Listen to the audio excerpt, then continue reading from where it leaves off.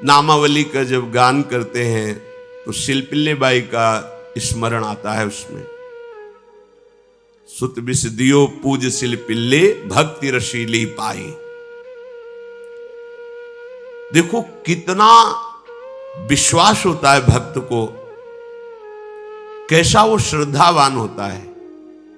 एक राजकुमारी और दूसरी एक जमींदार की पुत्री, दोनों को मित्रता थी।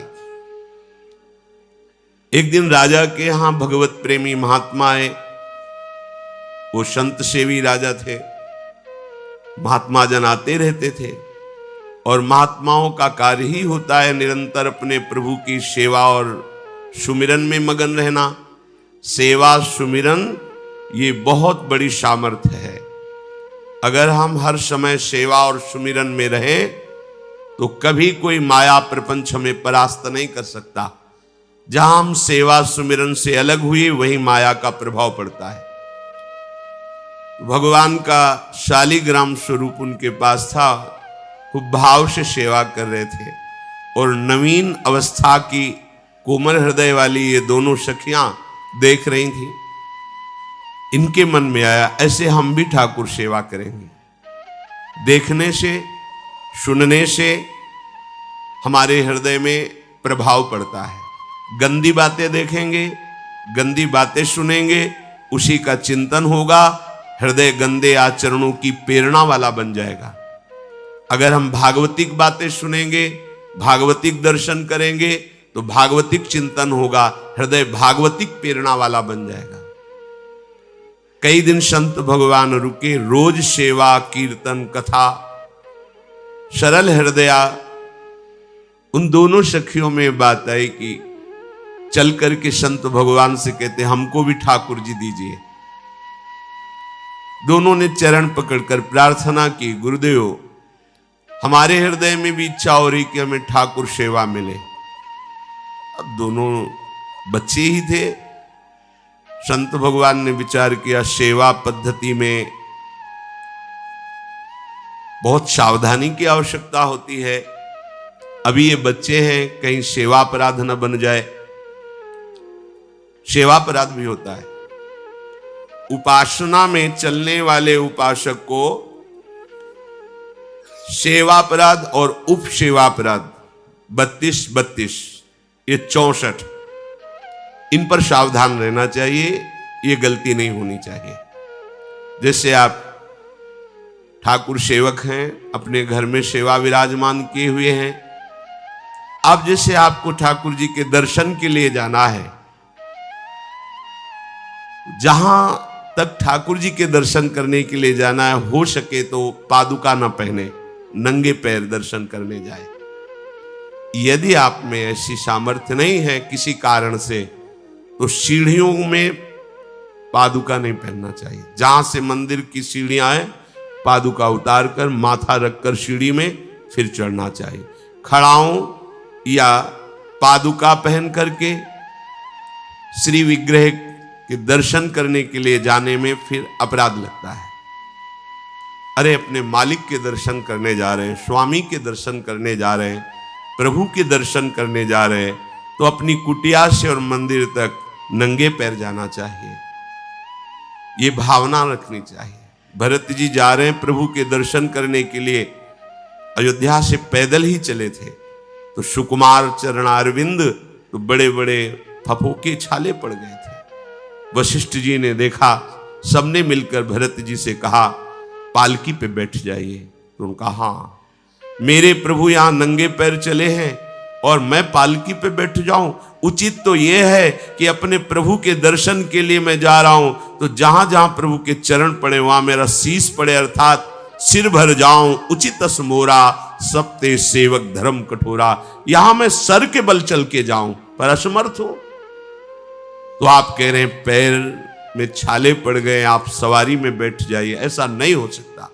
तो अपने प्रभु के दर्शन करने के लिए जब जाए तो हो सके, सामर्थ्य हो तो पादुका न पहने, कोई खड़ाऊं चप्पल जूता आदि ना पहने। अगर पहने हैं तो बस सीढ़ी तक ही पहन कर जाए, ऊपर सीढ़ियों के नहीं। इतने सुकुमार मत बनो, ये आग में जलाया जाएगा शरीर, ये गाड़ दिया जाएगा शरीर, इससे ज्यादा प्यार ना करो। अब इतना दृढ़ विश्वास कि ये बच्चे हैं, सेवा भाव कैसे पूर्ण कर पाएंगे? तो उन संत भगवान ने दोनों बच्चियों से कहा, कल ठाकुर जी लाएंगे, हम आपको दे देंगे। तो गांव में घूमे तो आसपास गोले गोले से पत्थर मिले, पत्थर लाए 2 और कहा कि ये लो तुम्हारे ठाकुर जी हैं। दोनों को दिया। देखो गुरु वचनों पर और गुरु प्रदत्त सेवा वस्तु पर कितना भाव होना चाहिए। उन्होंने दृढ़ विश्वास किया कि मुझे भगवान गुरुदेव ने दिया, ये भगवान है मेरे। दोनों ने अपने हृदय से लगाया। अब एक जमींदार की पुत्री थी, एक राजकुमारी, स्वर्ण के सिंहासन में, और उनका नाम रखा शिलपिल्ले ठाकुर। शिल मतलब पत्थर, तो उनका तुम्हारे ठाकुर का नाम शिलपिल्ले गोविंद है। दोनों सिंहासन पर रखकर आराधना करती। भाव प्रतिपल बढ़ता गया, नाम निरंतर जप। गुरु प्रदत्त ठाकुर पर विशेष चमत्कार हृदय में प्रकट होता है यदि उन्हीं की नियमावली से चलो। अपने मन से बाजार से खरीद लाए, विराजमान किए हैं, कभी सेवा की कभी नहीं की, वो भी अच्छा है, कम से कम भागवतिक भाव तो है। लेकिन सिद्धि जो प्राप्त होती है वो गुरु कृपा से, गुरु प्रदत्त ठाकुर से। जैसे धन्ना जी को भांग के बट्टे में ठाकुर जी प्रकाशित हो गए, गुरु प्रदत्त।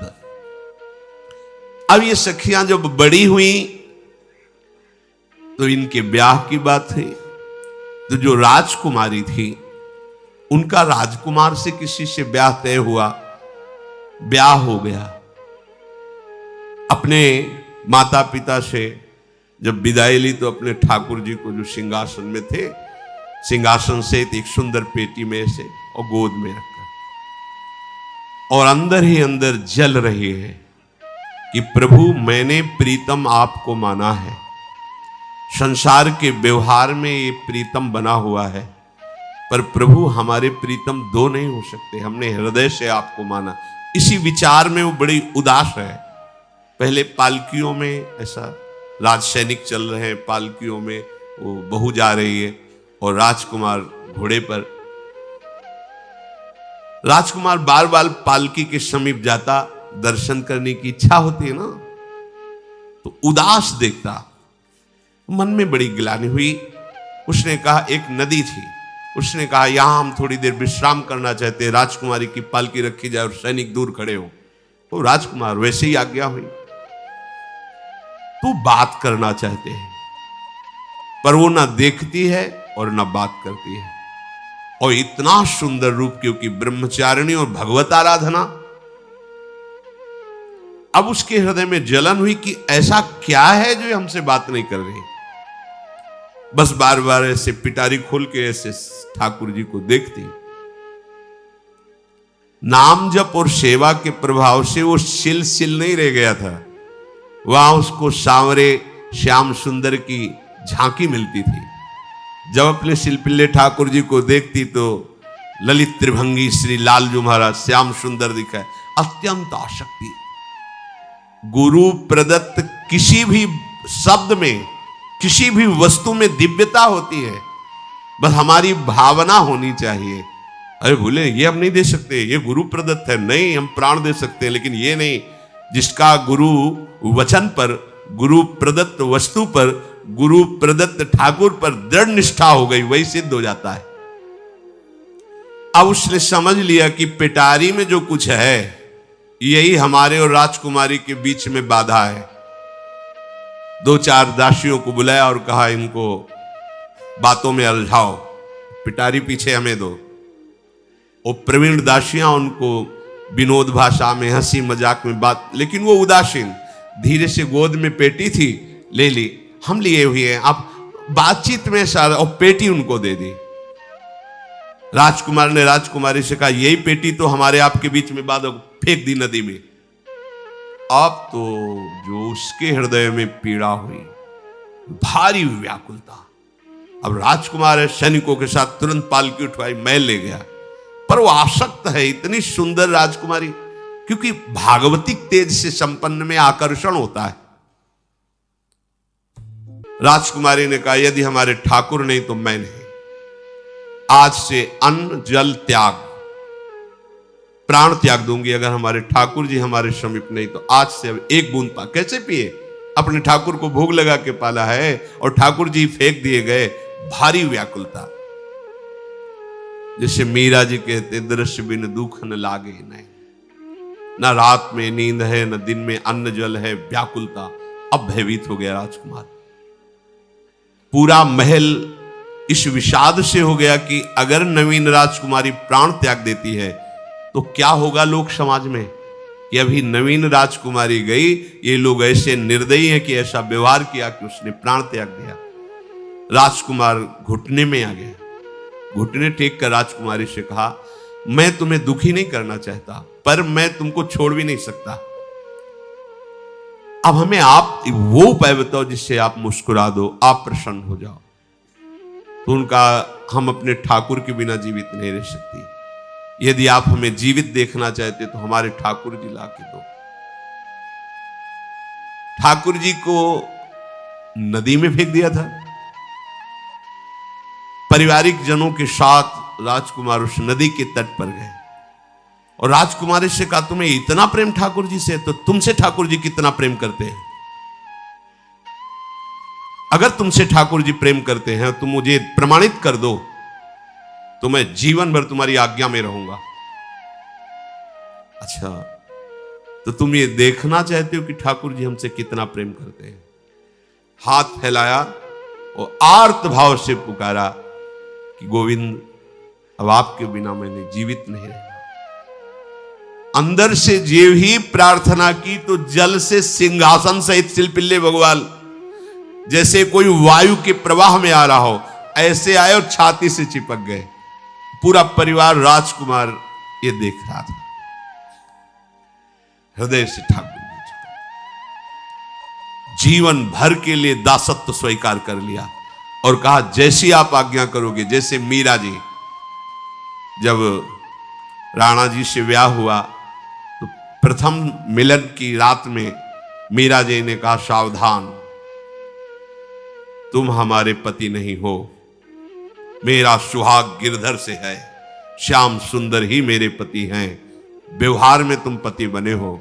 यदि हमारी बात समझ पा रहे हो तो जीवन में कभी हमारा स्पर्श मत करना। ये जीवन केवल गिरधर के लिए, दूसरे के लिए नहीं। उतर गए शैया से और जैसे सेवक होता है, बोले, अहो भाग्य, मुझे ये सौभाग्य मिला कि इतनी महाभाग्यवती की सेवा करने का। एकांत में मैं सदैव तुम्हारे शिष्य की तरह बर्ताव करूंगा, पर समाज में तुम्हें बहू की तरह बर्ताव करना होगा, नहीं तो लोग जीने नहीं देंगे। समाज में पत्नी की तरह और एकांत में गुरु शिष्य के। तुम हमारी गुरु होगी और हमसे ऐसा ही बर्ताव राणा ने किया, ऐसा ही उस राजकुमार ने दी। हमारी भागवतिक निष्ठा ऐसी होनी चाहिए कि जो गुरुजी ने मंत्र दिया है, जो गुरुजी ने उपासना दी है, उसमें दृढ़ विश्वास होना चाहिए। हमारे अंदर किंचन मात्र फिसलाव नहीं होना चाहिए। और आगे जो महामहिम सूत्र है, जब तक हमारा मन प्रभु में समर्पित ना हो जाए तब तक पाप होने की संभावना होती है। बड़े बड़ों से चूक हो जाती है। इसमें यह नहीं कहा जा सकता कि हम इतने वर्ष से साधन में लगे, हमसे चूक नहीं होगी, ये तो भूल जाना। बड़े बड़ों से चूक करवा देना माया का कार्य होता है, पर जिनका मन प्रभु को समर्पित हो गया है उनसे चूक नहीं हो सकती। इसलिए जो अगला सूत्र वर्णन किया कि जितने भी पापाचरण होते हैं वो सब मेरे से होते हैं, ऐसा उपासक दृढ़ निश्चय करे। ऐसा नहीं कि पापाचरण भगवान से, भगवान करा रहे हैं। जिन लोगों का एक प्रश्न होता है कि जब सब कुछ भगवान करा रहे हैं, भगवान की इच्छा के बिना पत्ता भी नहीं हिलता, तो जो हम पापाचरण, गलत आचरण, वो भी तो भगवान ही करा रहे हैं। इस विषय को समझना है।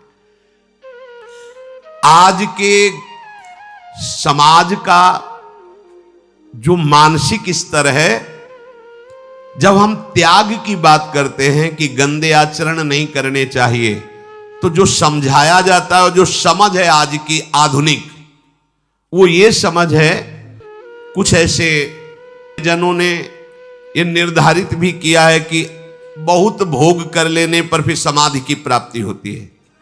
अगर ऐसा होता तो लाखों लोग समाधि को प्राप्त होते, लाखों लोग बिना साधना के। क्यों? बचपन से लेकर के पूरे जीवन तक भोग ही भोग रहे, सब समाधि में पहुंच जाते।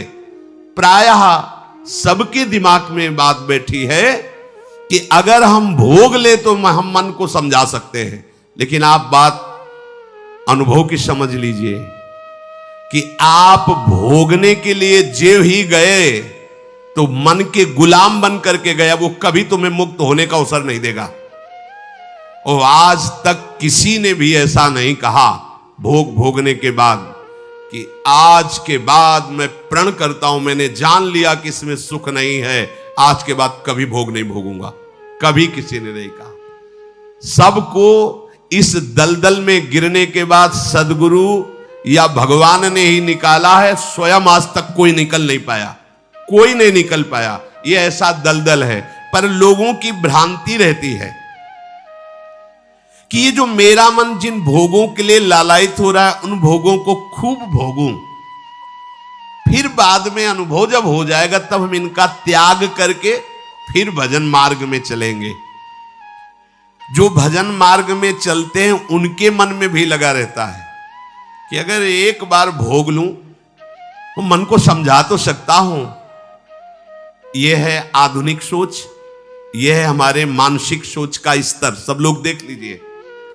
अब भागवतिक सोच और शास्त्र सिद्धांत का जो मत है वो ये है, ये डंके की चोट से गाया गया है और इसी मार्ग में चल करके समाधि को प्राप्त हुए महापुरुष। एक भी कोई ऐसा समाधिस्थ महापुरुष बता दिया जाए विश्व में जिसने भोगों के भोगने के बाद समाधि को प्राप्त हुआ हो। जैसे हम भोजन कर लेते हैं तो लगता है अब कुछ नहीं, लेकिन 6 घंटे व्यतीत होते होते पर्चा बन जाएगा कि ये चीज फिर चाहिए खाने को। ऐसे ही कोई भोग भोगने के बाद कुछ क्षण के लिए उससे विरति हो जाती है, ठीक, लेकिन फिर कुछ मिनट होने के बाद फिर नई स्फुरना, नया संकल्प, नई क्रिया, नई भोग वासना सब हृदय में देख लो। इसके लिए किसी और से सलाह लेने की जरूरत नहीं।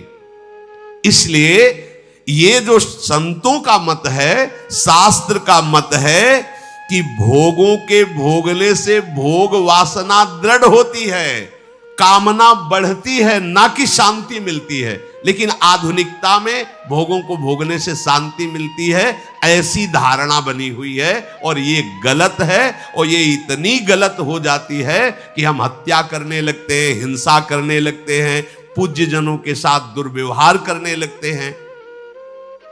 आज तक भोगों में इति नहीं हुई। देवयानी जी भगवान शुक्राचार्य जी की पुत्री हैं। वो इतनी सुंदर हैं कि कोई अप्सरा भी उनसे होड़ नहीं कर सकती, क्योंकि भगवान शुक्राचार्य की पुत्री जितेंद्री, पवित्र, भगवद आराधन संपन्न। बड़ा प्रसंग है, उसको ना लेते हुए हम सारांश में बता रहे। वृषपर्वा की पुत्री शर्मिष्ठा, ये असुर राजकुमारी है। दैत्यराज वृषपर्वा, उनकी पुत्री शर्मिष्ठा, और दैत्य गुरु भगवान शुक्राचार्य, उनकी पुत्री देवयानी बड़े समाज के साथ जंगल में गई हुई थी। एक बड़ा दिव्य सरोवर था, तुलसी में सब राजकुमारियां स्नान कर रही थी। अचानक वहां से कोई महात्मा निकले तो जल्दी में सबने वस्त्र धारण किए। तो शर्मिष्ठा के वस्त्र देवयानी ने और देवयानी के वस्त्र शर्मिष्ठा, वो महात्मा निकल गए। वहां कोई उनको टिकना तो था नहीं। देवयानी ने देखा कि मेरे पवित्र वस्त्र, देवयानी ने वस्त्र धारण नहीं किया शर्मिष्ठा के। जब महात्मा चले तो देखा कि हमारे वस्त्र राजपुत्री शर्मिष्ठा धारण किए। तो उनका, तुझे पता है मेरे वस्त्रों को स्पर्श करने का भी तेरे को अधिकार नहीं, तूने धारण कैसे कर लिया? तो उनका, ज्यादा मत बोल, इतना गुमान करके मत बोल। जैसे सब सेवक पलते हैं मेरे महाराज से, ऐसे तेरा पिता और तू भी मेरे महाराज के द्वारा ही पोषित है, क्योंकि वो तो राजा है, सारी सेवाएं वही देते हैं।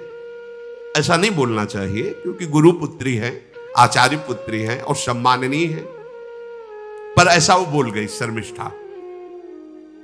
देवयानी ने कहा, तुझे पता है अगर मेरे पिता की दृष्टि बदल जाए तो 2 मिनट में देवता तेरे पिता सहित संपूर्ण राज्य को नष्ट कर देंगे।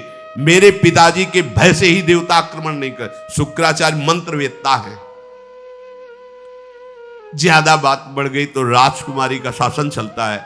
उसने कहा इस गुरुपुत्री को उठाकर कुएं में डाल दिया जाए, और उस समय वस्त्र धारण नहीं की हुई थी, उनको उसी स्थिति में डाल दिया गया और वो चली गई। उसी समय शिकार खेलने के लिए महाराज ययाति चक्रवर्ती सम्राट तो आवाज सुनी। सैनिकों ने बताया कि कोई देवपुत्री है, दिव्य तेज प्रकाशित हो रहा है उनके शरीर से, और दूर से देखा है ऐसा लग रहा है कि शायद वो वस्त्रहीन भी है। उन्होंने कहा तुम लोग दूर जाओ, और स्वयं महाराज ययाति गए और उनको तो जब हाथ पकड़ के निकाला और अपने वस्त्र से उनको आवेष्टित किया, तो उन्होंने कहा कि हमारी आर्य मर्यादा है, एक बार आपने हमारे शरीर को देख लिया और हमारे हाथ को पकड़ लिया, अब आप हमारे जीवन भर के लिए पति स्वरूप हैं, स्वीकार कीजिए। तो उन्होंने कहा कि देवपुत्री, मैं तो आपका परिचय भी नहीं जानता हूं, आप कौन हैं? तो उन्होंने कहा भगवान शुक्राचार्य की पुत्री देवयानी। घुटने पे हो गए तत्काल। उन्होंने कहा इतने बड़े महापुरुष की पुत्री के साथ मैं ब्याह कर सकूं, मेरी सामर्थ्य नहीं, क्योंकि मैं क्षत्रिय कुल में प्रकट हुआ राज परिवार से हूं, और वो तो देवताओं के द्वारा भी वंदनीय है शुक्राचार्य जी।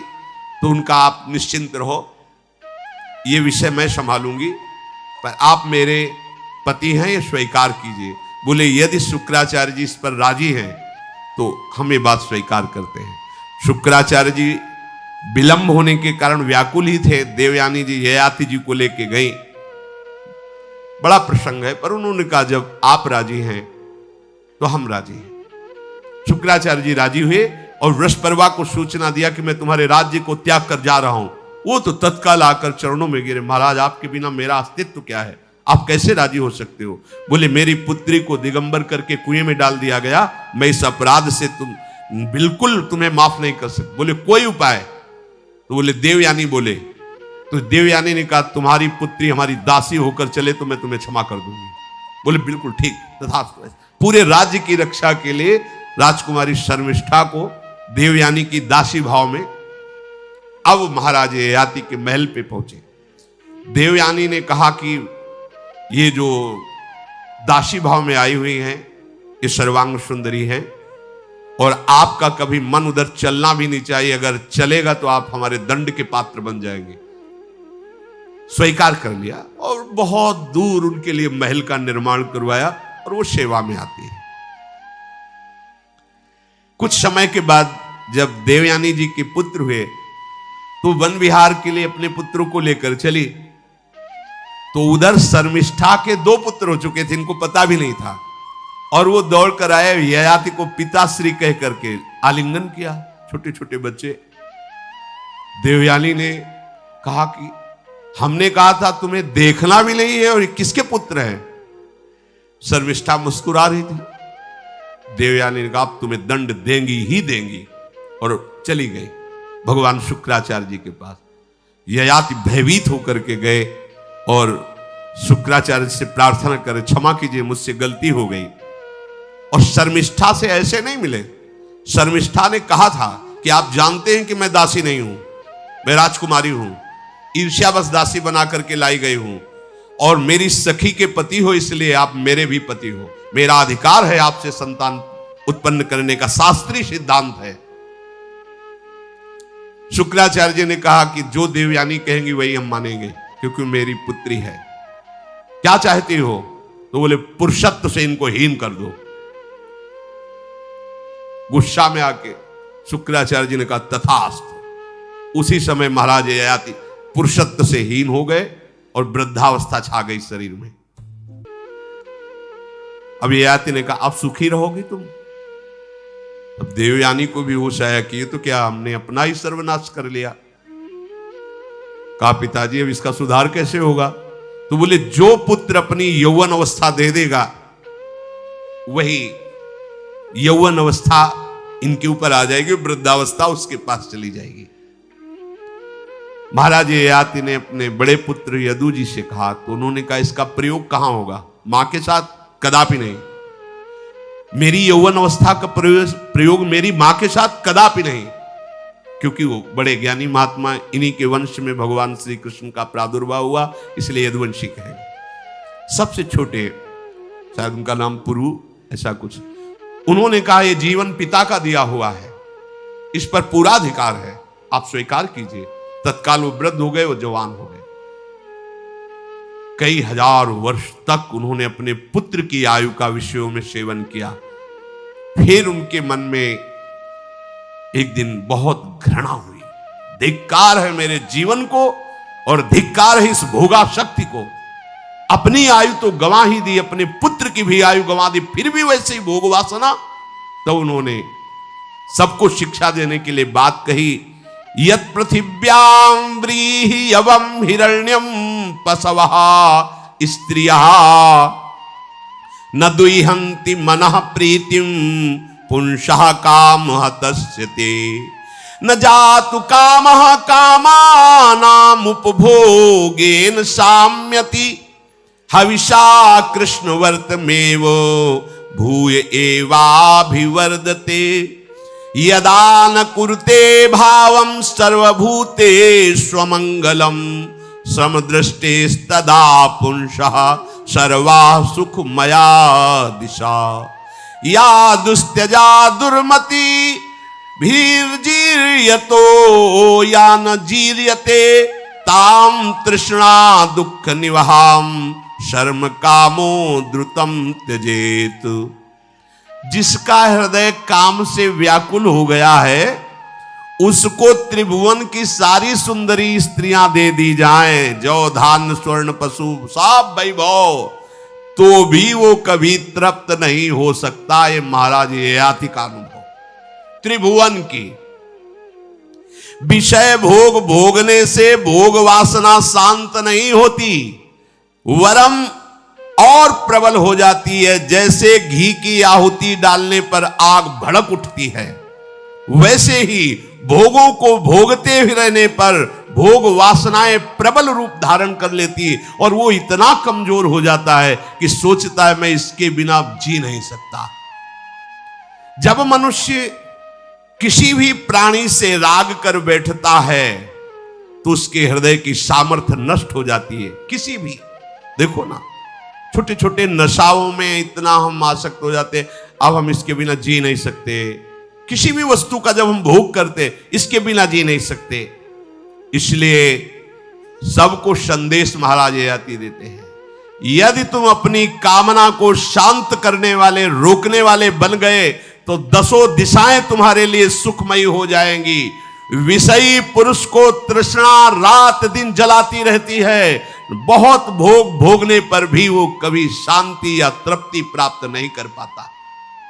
इसलिए जब हम भगवत मार्ग में चलते हैं तो ये तृष्णा और कामना ये डाइन की तरह हमारे हृदय में लगी रहती है। तृष्णा भोगे हुए भोग को बार बार भोगने की इच्छा, कामना सुने हुए देखे हुए भोगों को भोगने की इच्छा। तो उपासक जब तक अपने मन को प्रभु में नहीं दे पाता तब तक मन ये धोखा दे देता है। इसलिए बहुत सावधान रहना चाहिए। प्रभु की शरण में हो करके नाम जप करो और सदैव गुरुजनों की आज्ञा पर रहो, तो ये काम कामना वासना ममता आसक्ति राग द्वेष ये तुम्हें बांध नहीं पाएंगे। इनकी कृपा से आपको भगवत साक्षात्कार हो जाएगा। गुरु वाणी, संतों की वाणी ये हमारा जीवन बन जाए। अगर ये जीवन नहीं है तो फिर मन हमें ऐसी जगह फंसा देगा जहां से हम निकल नहीं पाएंगे। इसलिए सावधान होकर जीवन व्यतीत कीजिए। बड़ा अमूल्य जीवन है, अमूल्य जीवन का लाभ है भगवत प्राप्ति, भगवत साक्षात्कार। श्री राधा वल्लभ लाल।